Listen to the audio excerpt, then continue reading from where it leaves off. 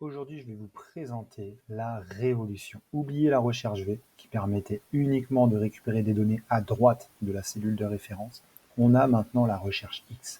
Là, on a un joli tableau avec des chiffres d'affaires par vendeur, avec des mots, des jeux de mots, pardon, magnifiques, évaporés, marcassin, eau de javel, c'est incroyable. Et là, en fait, je voudrais que si je sélectionne un vendeur, on va faire ça, hop, je vais venir mettre une petite liste déroulante ici.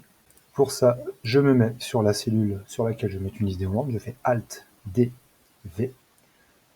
J'arrive sur la fenêtre de validation des données. Je vais sélectionner une liste. Et la source, ça va être tous mes noms de famille. Hop, je fais OK. Et là, vous voyez, par exemple, pour mon vu ça, Gérard, je voudrais récupérer 1300 € de chiffre d'affaires. Et bien pour ça, ça va être assez simple. On va lancer la recherche X. On tape égal REC. On double-clique sur la recherche X et là, on va chercher le nom du vendeur. Donc, c'est le nom qui va varier, c'est le nom de la liste déroulante. Ensuite, on fait un point-virgule. On va sélectionner où est-ce qu'on doit chercher cette valeur.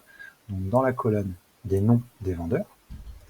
Ce qu'on veut ramener comme valeur une fois qu'on a trouvé le nom du vendeur. Donc là, ce qui nous intéresse, c'est le chiffre d'affaires. Et, paramètre non obligatoire, mais un petit message d'erreur si la valeur n'est pas trouvée. Moi, souvent, je mets, là, on va mettre vendeur non référencé. Hop, on ferme les guillemets, la parenthèse, on fait entrer, et là vous voyez que je récupère bien pour Gérard Monvu, ça, magnifique jeu de mots, 1300 € de chiffre d'affaires, et que si je viens changer ici, le chiffre d'affaires change en fonction du vendeur qui est choisi.